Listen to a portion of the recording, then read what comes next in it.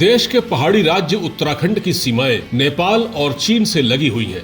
आपको ये जानकर हैरानी होगी कि राज्य के 2 जिलों पिथौरागढ़ और धारचूला में गजब हो रहा है। इतना ही नहीं, सीमा से सटे बाकी इलाकों में भी यही खेल चल रहा है। आइए इस बारे में आपको बताते हैं।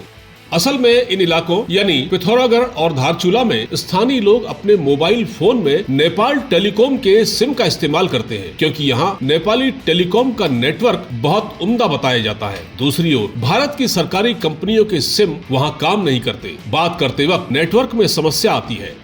BSNL का सिम तो वहाँ काम करता ही नहीं है। इस वजह से लोग नेपाल टेलीकॉम के सिम का इस्तेमाल करते हैं। अब हम आपको बताते हैं कि इसका नुकसान क्या है। इसका नुकसान ये है कि चीन इस इलाके से भारत की सुरक्षा में सेंध लगा सकता है।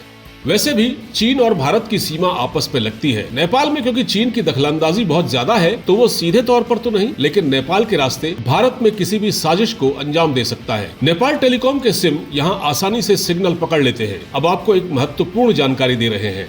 उत्तराखंड के धारचूला और नेपाल को जोड़ने वाली एक नदी है, जिसे काली नदी के नाम से जाना जाता है। ये छोटी सी नदी है, जिसके इधर धारचूला है और दूसरी तरफ नेपाल। नदी के बीचों बीच एक पुल बना हुआ है, जिसे क्रॉस करके कोई भी 10 मिनट में नेपाल आ जा सकता है। बीच में कोई रोक टोक नहीं है।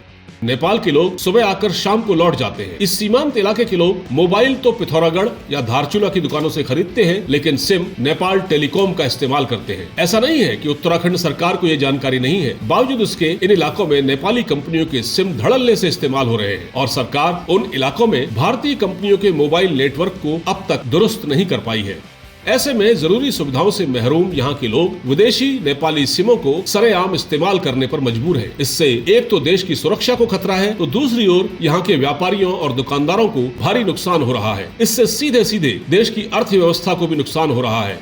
नेपाली सिमों के इस्तेमाल से जहां लाखों रुपए की भारतीय मुद्रा नेपाल जा रही है, वहीं राष्ट्र की सुरक्षा पर सवाल उठ रहे हैं। अब आलम यह है कि नेपाली सिम और रिचार्ज कूपन भारत में धड़ल्ले से बिक रहे हैं। भारत के नेपाल से सटे झूलाघाट, जैलजीबी, बलुआकोट और धारचूला से लेकर ऊंचाई वाले इलाकों में नेपाली टेलीकॉम एजेंसियां अपना जाल बिछा चुकी हैं, जबकि भारतीय कंपनियों के नेटवर्क यहां ढूंढने से भी नहीं मिलते। इन इलाकों में एक नहीं बल्कि 3 नेपाली टेलीकॉम कंपनियों के सिग्नल पहुंच रहे हैं। और तो और यहाँ नेपाल के FM रेडियो के सिग्नल भी आसानी से पहुंचते हैं, जिसमें लोग नेपाली गाने सुनते हैं।